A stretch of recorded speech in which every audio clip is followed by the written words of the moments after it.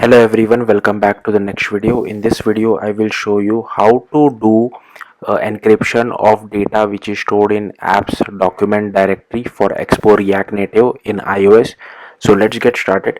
So firstly we will be using two things to encrypt our data: SecureEnclave Manager as well as HMacDataSigning.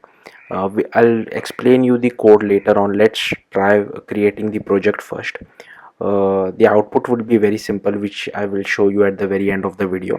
So just go to this particular URL to create a project. Now you can use any of this template which you feel like. I will be using this blank TypeScript template because that is the easiest one according to me, with less boilerplate code, and it also has TypeScript support. So you can go to your terminal, cd to your workspace directory, and just paste this particular command. Once you paste this command, it will ask you for your app name.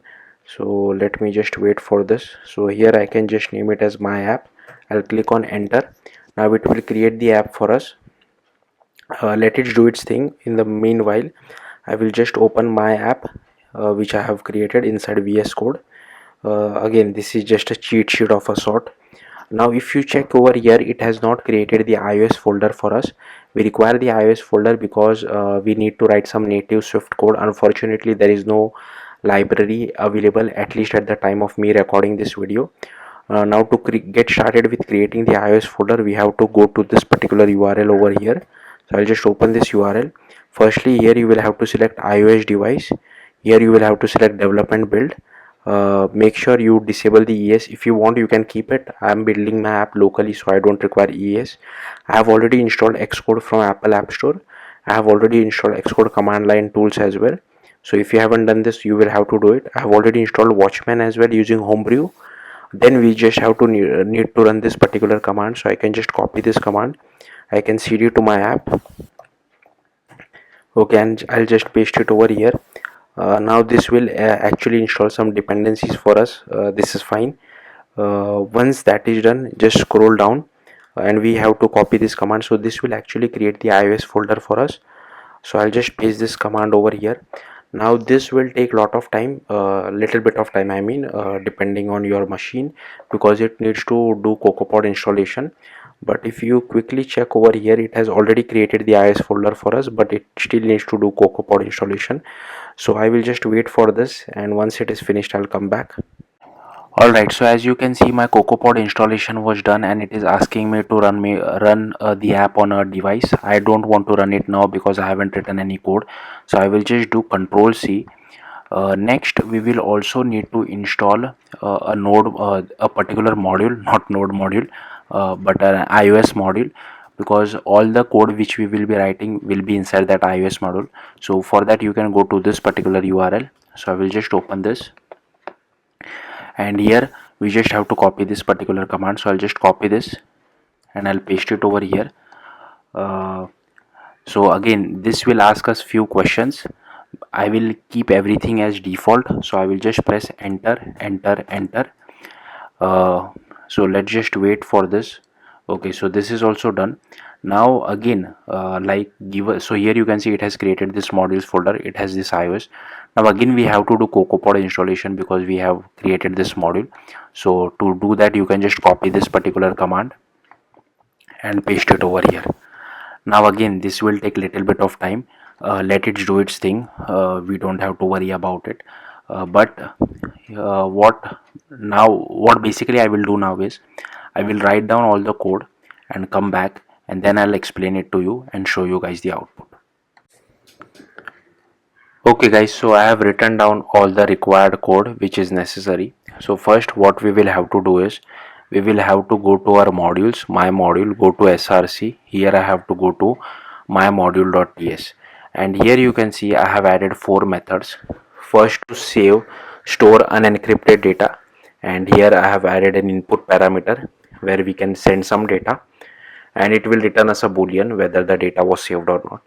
Similarly, for storing encrypted data as well, it will take an input of type string and return us back a boolean whether the data was saved or not. Next is reading unencrypted data, and here the return type is string. Last is read encrypted data, again the return type is string. So these are the only 4 methods which I have added. These all things are present by default, so I have not touched any of those things. Once that is done, let's see first how to use it. So first, inside app.tsx, you can just import your module, something like this, using my module. Then here I have created one button for saving unencrypted data, and on click of it we just call this my module.store unencrypted data, pass the value which you want to store, and here is our result. Similarly, okay, just a second.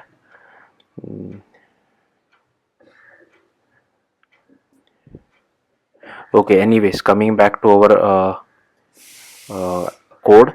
So here is our so this was the first button which I have created. Second is for reading unencrypted data. Again, on click of it we just call my module.read unencrypted data. Third button is save encrypted data. Again, we just do my module.store encrypted data, we pass our data to it, and we just print out the result. And here it is for reading encrypted data. Again, we just print out the result whatever we have read it. So yeah, pretty simple, only 4 buttons. Next, what you will have to do is you will have to go to your project. So here is my project, Expo, my app, and you can go to your iOS folder and double click on this XE workspace to open it inside Xcode. I will tell you why we are opening it inside Xcode. So once your project is open inside Xcode, you will have to go to pods, development pods, and here you will have to search for your module. So this is my module, and here I have already created this to Swift file, but you will have to also create it. Now the reason why I'm telling you not to create this Swift file via VS Code is because we need to assign target membership while creating a Swift file, and that is automatically handled by Xcode if you create a file via Xcode. So that's the advantage of it. So what basically you have to do, just click on your module, right click, sorry, just right click on it, right click on your module, right click on your module, just select new empty file, and first name it as SecureEnclave Manager. Okay, so here you can see I have already created it, so I won't create it again. Next, again right click, new empty file, and name it as HMacDataSignManager. So I will just delete this unnecessary file which I have created. This is not necessary for me, so I will just delete this. Okay, I think it is building the project for me, that's why it is not allowing me to delete. Okay, move to thrash. Okay, so once that is done, so once you have created these 2 files via Xcode, if you want, now you can move to VS Code again. Just go to the iOS folder over here inside modules, my module. Firstly, you will have to go to, firstly I will show you this SecureEnclave Manager. Now this SecureEnclave Manager as well as HMacDataSignManager, these are used for storing and reading encrypted data. These 2 files won't be used for unencrypted data. Now I am not really good at this, like even I have copy pasted this code from a YouTube channel called Xcoding with Elfian, so shout out to him. So I'm not really I don't really understand this cryptography stuff. uh, so basically here I'll simply scroll through this. Feel free to pause the video and just copy the code. So this what I would suggest is, this is typically your bundle identifier. It doesn't have to be, you can write whatever you feel like, but just be consistent. I would suggest use your iOS bundle identifier for this, but again, like I said, doesn't have to be. Now rest I won't be able to explain it here, we are just encrypting the data. Okay, and yeah, this is the entire code for it. Feel free to pause the video. I would suggest try to type this via Xcode, because it will give you proper intelligence. Again, I'm not going through this, I don't understand, sorry. So this is for decrypting, so this is the entire code for it. This is for getting the private key. Again, this is the entire code for it. This is for generating the private key. Okay, and this is for getting the public key. So hopefully you got the point. I'll simply scroll through this file again. Feel free to pause the video wherever you feel like and just copy the code.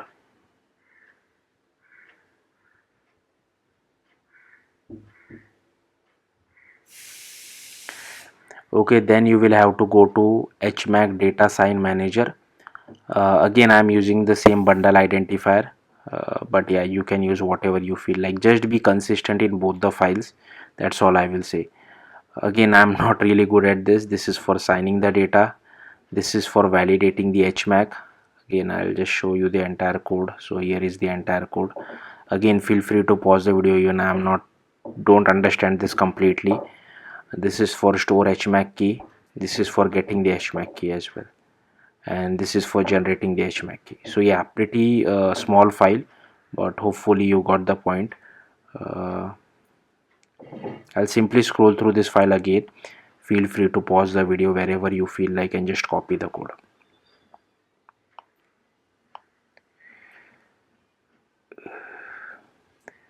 Okay, now we'll come to the actual file mymodule.swift. So firstly, here we are just getting hold of our secure enclave manager as well as HMAC data sign in, and on create of it we just initialize both these files. Here I have also created one URL. So this will help us to save the data both for encrypted and unencrypted in apps document directory and read from it as well. So this code I have added rest. This is present by default boilerplate code, so I have not changed anything over here as well. So here is our function store unencrypted data. Now the method name should be the same what you have defined it over here. Similarly for all other methods as well, it takes a value. Okay, and here we it is in string format. We need to convert it to swift data type, so that's what I am doing it over here. Once that is done, we just call the save unencrypted data, which I have defined at the bottom. I will show you shortly. Pass the data type to it and pass the file name to it as well. Similarly for returning the unencrypted data, we just call this load unencrypted data, which I will show you shortly. Pass the file name to it. Again, the data would be in data type format. We need to convert it to string format. In case of any error, I'm passing empty string over here as well. So firstly I'll show you the save unencrypted data method. So here you can see I've defined that method. So we just get the file, create a file URL and just write the data to it. For loading unencrypted data or reading it, we just get the file URL and we just try to read the data like this. Okay, then for storing encrypted data, again the same thing. We convert the string to a swift data type, and we just call this particular method, which I will show you shortly. Again the file name I have used the same thing. So and in case of if it is successful, I'm returning true, else I'm returning false. And for reading encrypted data, again the same thing. We just call this particular method called load encrypted data. We pass the file name, and once I have the data, we just convert it to string format. In case of any error, I just return empty string. So here you can see we have this method called save encrypted data. Here we just do SecureEnclave manager.encrypt. Then we just do HMacDataSignManager.sign that data, get the file URL, and write the signed data to our file URL. Similarly, for loading the encrypted data, we get the file URL, we load the contents, we get the private key of our SecureEnclave manager, then we validate the HMAC, then we decrypt the data and return it back. So hopefully you got the point. Now I have ran this particular application via Xcode. You don't have to run it via Xcode. You can just use the Expo command to run it on the simulator. The reason why I'm using ran it via Xcode is because I want to show you the file path or the actual contents of the file as well. I'm using simulator. So here is our save unencrypted data. I'll just click on it, and here you can see it printed true. If you want, you can see in the metro bundler as well, it has printed true because the contents has been saved, and this is where it has saved it. Now I'm running it on the simulator, that's why it stored the data on my Mac. So if I want, I can just go to this particular folder over here, and here is our file. If I open it now, it should have unencrypted data. Here you can see this is the data string which I was passing, right, unencrypted. So yeah, that's what it is saving. And if I try to read it, here you can see unencrypted. If you see in metro bundler as well, we are printing unencrypted. Now if I save encrypted data, here you can see it was true, and the path is the same. So if I just open this file now, the data is in encrypted format. Okay, and now if I try to read the encrypted data, here you can see I'm getting the encrypted. So this was the string which I was passing, right? So it was able to read that string as well. So yeah, that's it. Thank you for watching. Bye.